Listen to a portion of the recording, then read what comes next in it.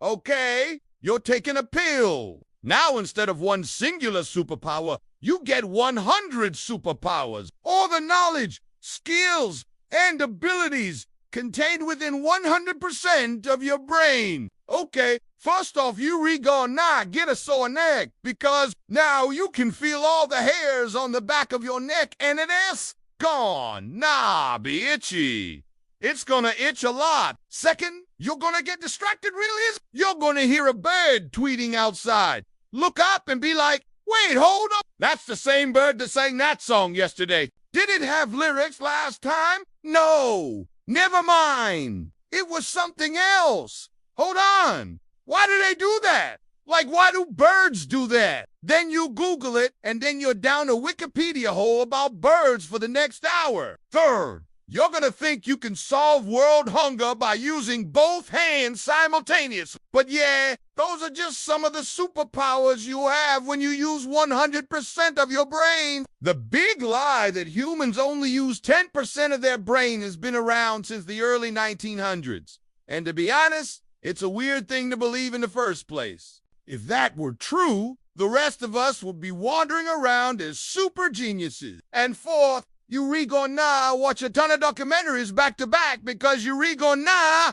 be compelled to learn things you always wanted to learn. Maybe you'll learn Italian and Spanish and French. You'll learn calculus and astrophysics and how to build a Death Star. You'll have the urge to write the perfect story or poem or song or monologue. You'll want to save all the animals, all the children, and all the trees.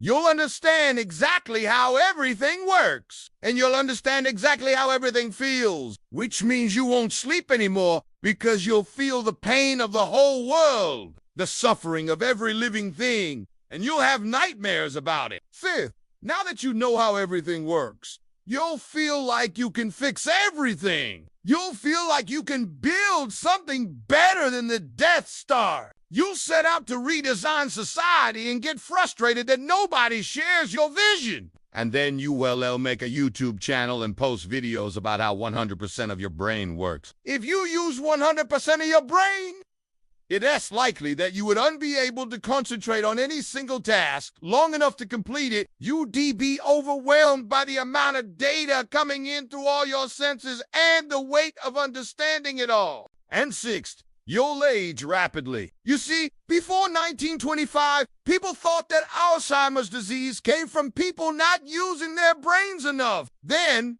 researchers took x-rays of people's brains and found that people with Alzheimer's had shriveled up brain tissue. They concluded that shrinking was caused by using only 10% of your brain, and that if you used all of it, you could keep your brain from shrinking. But the truth is that aging causes shrinkage. That's what happens to everyone. And your brain starts to shrink around 10 years after you graduate high school. But as you can probably guess, there is no scientific evidence to support the claim that we only use 10% of our brains. And despite the fact that doctors and scientists have debunked this theory time and time again, the myth persists in movies, TV shows, books, YouTube videos, conspiracy theories, and even New Age seminars. Using 100% of your brain isn't even possible. By definition, your brain is always running, always active, even when you're sleeping. If you stopped using 90% of your brain, you wouldn't be able to breathe or walk or talk. In fact, it is precisely because you use all of your brain that you can be on a website reading this right now. Here's the deal. When you're watching TV, it looks like your brain isn't doing much, but it is. Just because you're really not thinking about fractions or astrophysics or cooking doesn't mean you are unthinking. Watching TV is a very low form of mental engagement that requires less of your brain power. Plus, the visual stimulation keeps your brain active. Remember that scene in Men in Black when Agent J is put under a neuralizer and he forgets that he ever met Agent K? Neuralizers are not a thing, but the idea that part of your brain gets shut down and wiped clean is definitely a product of this persistent myth.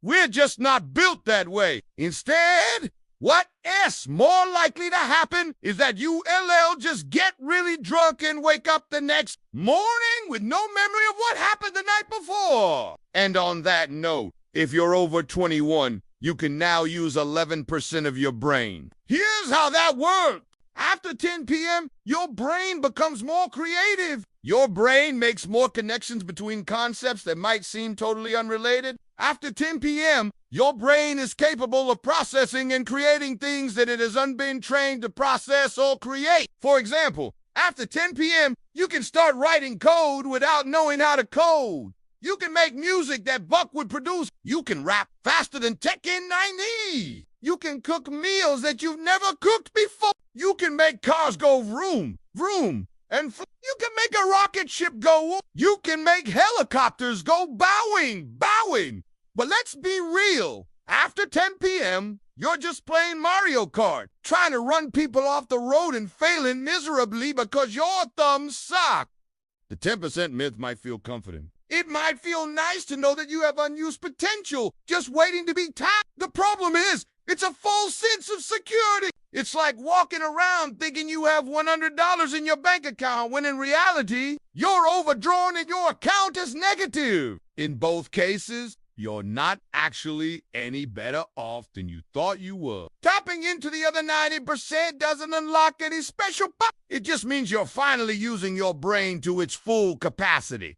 Oh, you want to send an email? Cool. You're using your brain to its full capacity. Oh, you decided to wear a hat today. Nice. Using your brain to its full capacity. Using 100% of your brain doesn't make you smarter or stronger or more creative. It means you're using it more.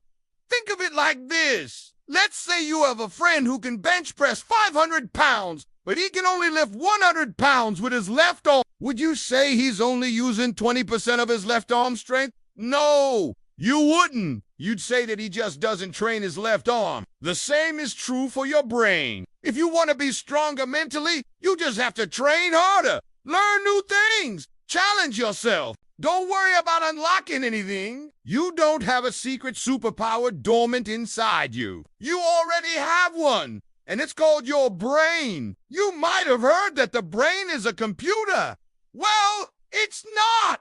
It's actually way more complex. Brains don't run on bits. They run on crazy glue. Neuroscientists say it takes about 20,000 neurons to store one single meaningful memory. Some of those neurons work together while others are inactive. They're in reserve. The inactive ones don't mean you're only using 10% of your brain. That means you have extra. You could use them for storage or to do something else later. A better analogy for your brain is a library. You don't use all the books in the library at once. But that doesn't mean you've only read 10% of them. You just haven't gotten to the rest yet. And if you want to know more about the brain, there's a ton of books available. You should check them out. The 10% myth is popular because it's an easy way to explain failure. When someone doesn't get good grades, they might say that they were only using 10% of their brain. If they tried harder, use more of their brain, they'd get straight A's. Same goes for learning a new language or playing an instrument. People say they can speak Italian or play jazz guitar, but only if they unlock 100% of their brain. They're basically saying that they're not talented, they're just lazy. But talent isn't just practice.